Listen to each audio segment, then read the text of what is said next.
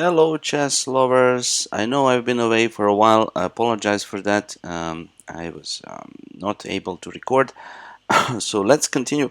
We have a game from FIDE World Cup between the world champion Magnus Carlsen and Sasha Martinovic from Croatia.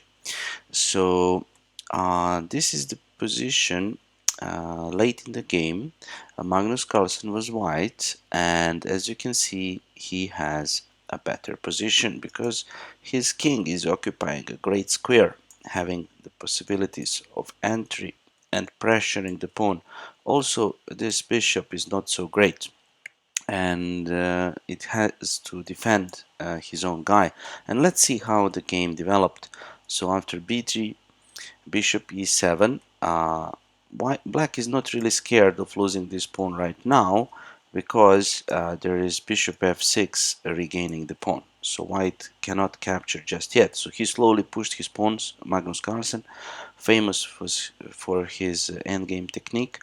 Bishop d6, c4, bishop f8, and now you cannot capture because the b4 pawn is hanging. So always the e5 pawn is hanging, but it's not really hanging.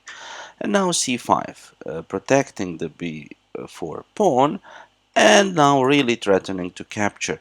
But here black has counterplay. Even if he loses this pawn, he can just go back with his king and defend this position. Not easy to win 3 against 2.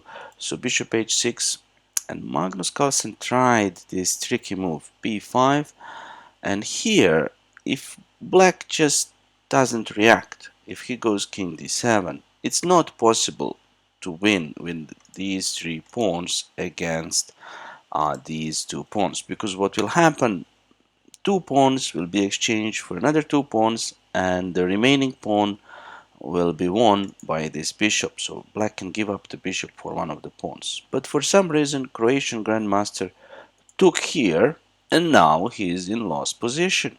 After c6, if he takes a6, no one is stopping the a pawn. So he cannot take. On c6 because then this is deadly.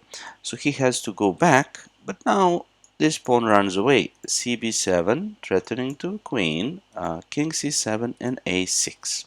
And now the a6 pawn is protecting the b7 pawn, and b7 pawn is threatening to become a queen. So very hard to deal with this, actually impossible. And what white can do, he can just pick up this pawn, put the knight on c6, and game over. If you try to go after the a6 pawn, it doesn't work. King b8, knight e5, king a7, and you cannot even take because this is a threat, but also a knight c6 just ends the game. So black tried bishop f8, so he wants to put the bishop on this diagonal so that it controls the b8 square, so that king can maybe eat these pawns. But let's see, knight e5, bishop d6, and here there was an easy win for white. That was king d5, putting black in zugzwang. Because what will you do? If you move the bishop, if you move it somewhere, then you are no longer controlling this square, and after knight c6 or knight d7, the queen is coming on the next move. If you capture the knight, we recapture, you go b4, we catch the pawn, or this way, and then we come back with the king and support our own pawns, easily winning. So after king d5, black is just lost. But the world champion went for a flashy move. I saw it when I was watching this transmission. He was so, so cocky when he made this move. He was like, I am the boss. But then, after king c6, he it's just a draw. It's just a draw. He screwed up. So what was his idea? So he thought, okay, black has to take, and then these 2 squares are not controlled. So after a7, no one is stopping a8 queen. But his opponent just played king c6, and now the world champion was furious. He was very upset with himself. because he just messed up. From a winning position, he got into a dead draw position because this bishop is controlling this square. You can win the bishop by promoting this pawn, but you can never queen this pawn because the king comes here, attacks the knight, and picks up the pawn. This is just basic stuff. And if you ever try to go with your king, this way, black has a pawn, so he can push it. So you can do that.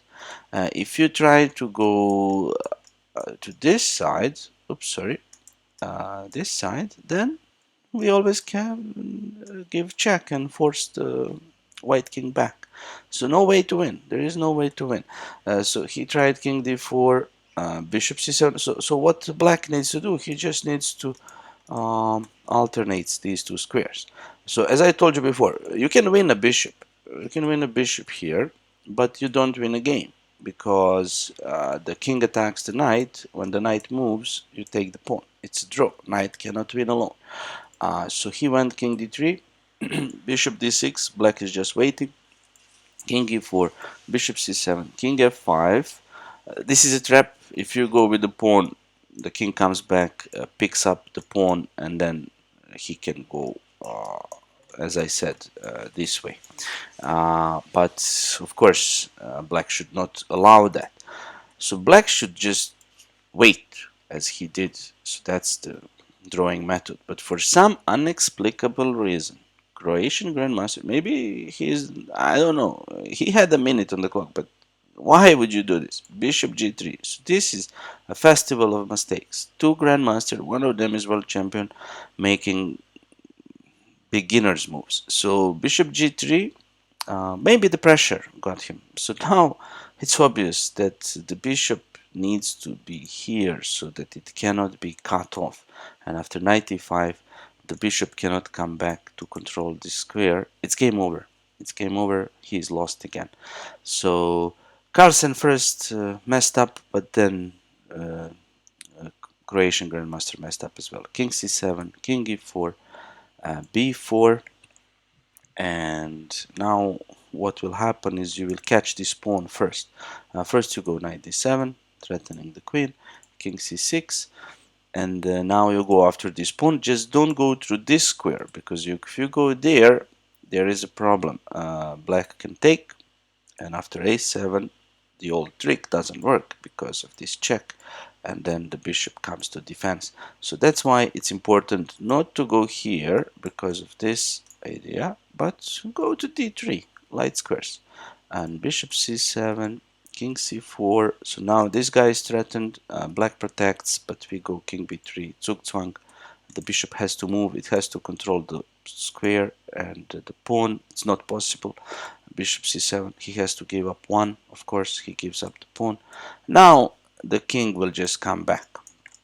The king will come to this side, and he has two options. He can go with the knight here, or he can do this maneuver. So whatever he chooses. So he went king c4, bishop c7, king d3, bishop d6, king e4, bishop d6, king f5, bishop d6, and check. And what will you do? After king c7, king comes in, Zugzwang again. Now you don't have this pawn. If you had the pawn here, you could push. You could push now, and the king cannot catch it. So you draw that way. But there is no b pawn, so the game is over. After bishop c5, knight c6, black resigned. So yeah, I hope you enjoyed this endgame. For me, it was very instructive. I hope it was for you as well. So as you can see, even world champion and some strong grandmasters can make silly mistakes that are not meant to be made by GMs, but it's real life. What can you do? Thank you for watching. See you in the next video. Bye.